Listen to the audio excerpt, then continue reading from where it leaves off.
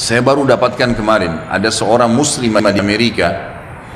Dia tinggal di sebuah pemukiman di Amerika itu, yang di situ banyak geng-geng penjahat, orang-orang yang berkulit hitam yang tiap hari memerkosa, membunuh orang, saling perang. Tapi dia nggak bisa apa-apa karena memang dia tinggal di wilayah situ bersama dengan orang tuanya.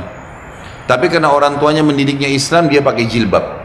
Setiap hari dia harus melewatin gang-gang orang-orang ini. Jadi dia berusaha supaya tiba di rumah sebelum terbenam matahari. Karena kalau sudah malam, sudah gelap, udah kumpul tuh geng-geng semua di situ. Ringkas cerita adalah, cerita kisah nyatanya, muslimah ini pulang dari kampusnya agak malam pada satu hari. Sudah gelap, dia nggak punya pilihan, harus melewatin gang-gang yang penuh dengan orang-orang jahat ini. Dia bilang, saya waktu mau lewatin gang itu menuju ke apartemen saya, rumah susun orang tua saya, ada satu perempuan di depan saya, kelihatannya bukan muslimah, tidak tutup aurat, lagi lewat juga di gang situ. Tiba-tiba saya lihat dengan mata saya dikeroyokin oleh laki-laki itu, dipegangin, ditarik dengan paksa, dimasukkan ke dalam sebuah tempat dan terdengar suara teriak-teriak, kemungkinan diperkosa. Dan mereka sudah punya tim. Jadi yang narik ke dalam itu beberapa orang, nanti diperkosa, yang lainnya berdiri di depan gang seakan-akan tidak terjadi apa-apa. Nanti mereka gantian memerkosa orang, hampir tiap hari pekerjaan begitu. Maka muslimah ini mengatakan, saya lihat depan mata saya itu, tapi saya nggak bisa berhenti. Saya mau kemana? Mau ke kampus sudah tutup, mau ke tempat teman-temannya jauh, rumahnya tinggal beberapa langkah, harus dilewatin. Dia bilang, lalu saya berdoa kepada Allah, ya Allah, sebagaimana aku meyakini kamu ada, kamulah yang telah memerintahkan aku untuk menjaga kehormatanku, jagalah kehormatan ini. Dia bilang, lalu saya bertawakal, jalan aja sudah, apa yang terjadi terjadi, karena nggak ada opsi. Dia bilang, sementara saya lewat di depan mereka, geng-geng ini banyak orangnya, bukan satu dua orang, banyak orang di situ, mungkin lebih daripada 10 orang, tidak satu pun yang mengganggu saya. Nggak satu pun mengganggu saya. Dan waktu saya lewat, mereka pada buang muka.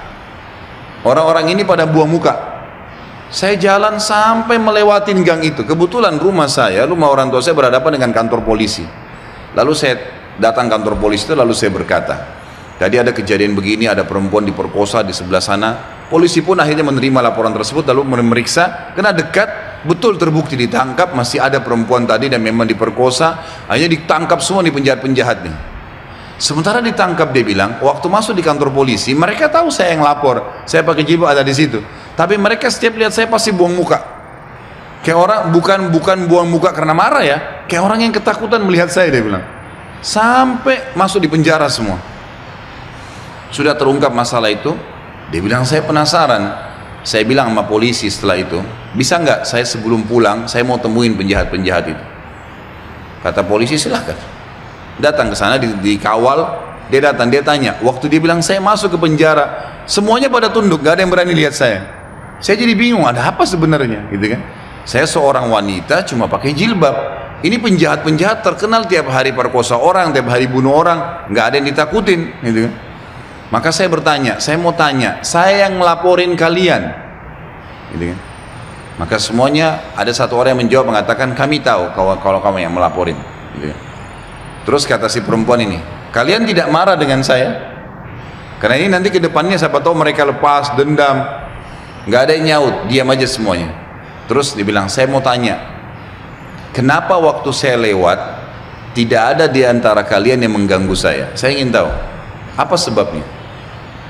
Ada satu orang, dia tidak angkat matanya ke arah perempuan, cuma dia tunduk, dia mengatakan, dari tadi, dari anda lewatin gang sampai sekarang, di belakang anda banyak orang yang menggunakan baju-baju putih yang menemani anda, dan badannya besar-besar, kami takut.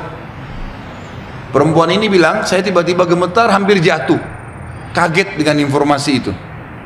Tapi itu kisah nyata, gitu kan? Kisah nyata. Dia bilang pun, kalau begitu baiklah, dia keluar, lalu dia ceritakan kepada keluarganya. Tapi apa yang kita ambil pelajaran dari kisah ini? Keyakinan kepada Allah Subhanahu Wa Taala mendatangkan pertolongan yang memang tidak masuk di akal manusia, tidak masuk di akal manusia, nggak bisa, susah untuk dihubungkan itu.